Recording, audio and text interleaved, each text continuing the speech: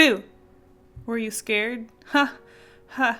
It's Halloween! Well, it's almost Halloween, and I'm pretty excited because I have this huge list of ant illustrations that I want to do. And a lot of them are either based on seasons or seasonal holidays or just like events that happen around the year. So when Halloween was coming up, I got pretty excited about doing an ant illustration based off of either Halloween or spooky stuff.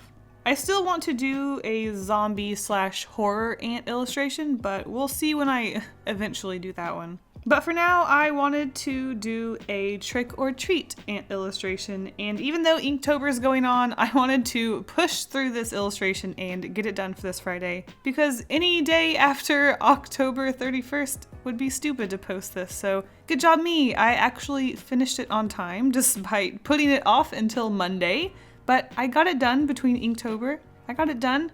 Good job me. Thank you. Thank you. Pat on my back. I'm very happy with this illustration. It's very fun and colorful, and seeing all of the ants in different costumes that they don't normally wear was really fun to do. And I hope you enjoy this video and this illustration because it's a fun, cute, seasonal, in the spirit of Halloween illustration. Oh, also this is the first ant illustration that is not part of the 500 drawing prompt series. This is the first completed ant illustration that is on its own and something that I am doing off of the 500 drawing prompt series. So like I've said before, I do want to keep doing these ant illustrations, obviously because they are my babies. And a lot of you have been saying that you don't want me to stop doing the ant illustrations for the 500 drawing prompts, which I understand.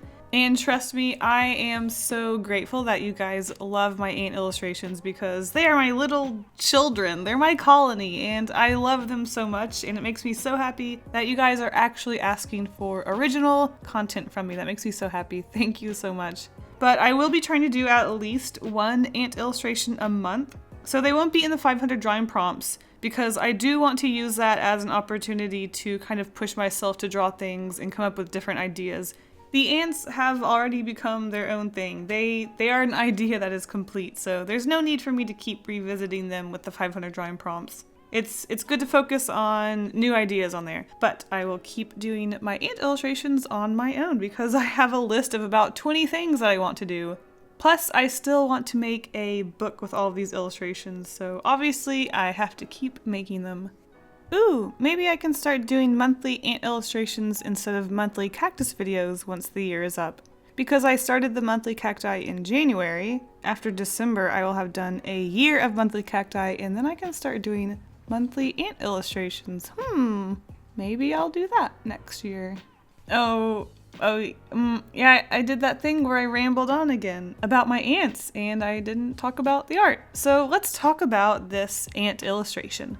So a lot of people have been asking for me to include the penciling in the illustration speed drawings that I do. The reason why I don't normally include the penciling is because the penciling and the inking are pretty much the same when it comes to my illustrations, so it seems kind of boring to do it twice. But when it comes to the ant illustrations, I figure it might be a little more interesting to see that, I guess how I plan them out and how it comes together, I suppose. So I don't do any sketching when I do my ant illustrations. I get the watercolor piece of paper and I just put my pencil down and I usually have some sort of vision in my head and I just start drawing. Because these illustrations don't normally have a lot of background to them, there's usually just a few elements here and there that kind of tie in where they might be standing. So there's not a whole lot of things I need to plan out, and when it comes to drawing the ants, I just draw them and go for it. And once the penciling is done, I spend a few hours inking them because I go very slowly to make sure that each ant turns out perfectly. But there's not a whole lot that's different from the pencil and the inking. It's pretty much just tracing over what I originally drew on and then erasing the pencil away. And then once the inking is done, I start to watercolor. And I must say, it was a lot of fun getting back into watercolor after 3.5 weeks of Inktober and nothing but black and white.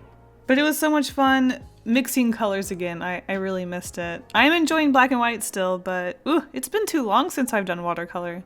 Okay, enough about the process. Let's talk about the ant specifics. When I was penciling in the drawing, I wanted to make sure that I got a mix of a few basic Halloween costumes, and I didn't want to do any, I guess, like fan costumes or costumes that represented characters that already exist. I wanted to stick to the basics, like a skeleton, cowboy, pirate, mummy, fruit costumes, witches, cat, princess, clown, devil, stuff like that. And then I threw in a few extras like a peanut butter jelly sandwich, which I really liked. There's a few policemen in there.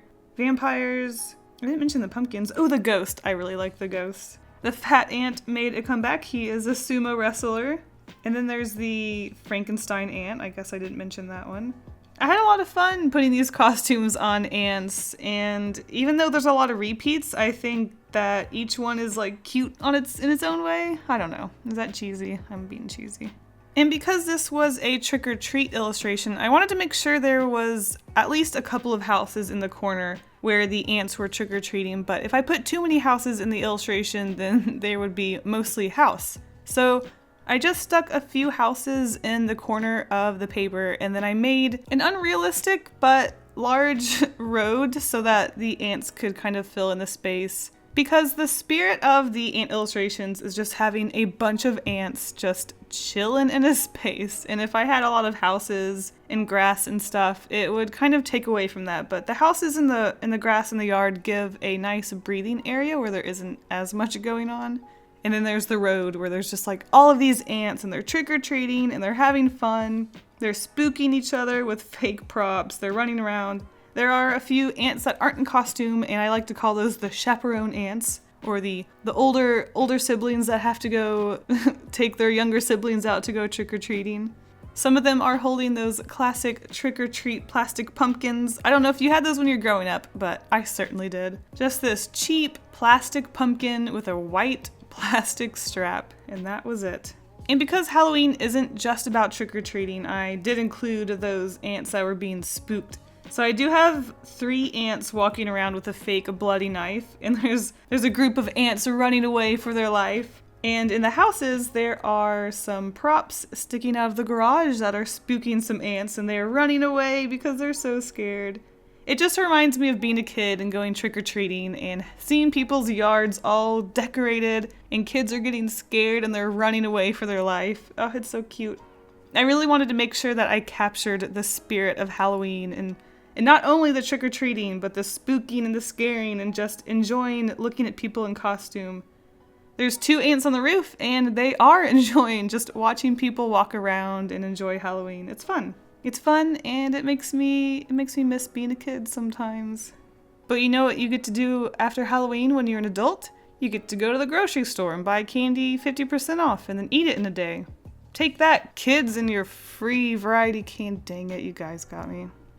And when I was done watercoloring, what I like to do in these ant illustrations is put a little bit of texture by just putting a lot of dots with my pen. It fills in the spaces where there aren't ants, and it also just adds a little bit of texture into the ground, and it looks so much better than having a plain flat ground, and I really like the way it looks.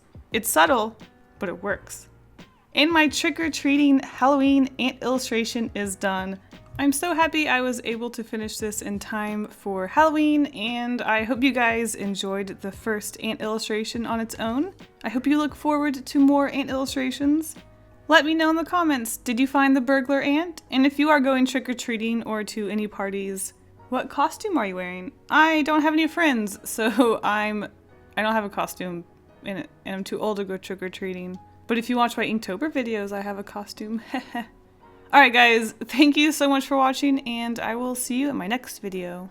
Thank you so much to all of my patrons, including Eve Milady, Michael Young, Hope Poops, Sarah James, Josh Perry Buck, Alice Tries, Nerdy Curls, Rochelle Renee, Hannah, Mystic Baguette, and Acrylia. If you want a shout out at the end of my videos, access to my sketchbook, coloring pages, and more, become my patron by clicking the link in the description. Thank you all so much for the support. Bye!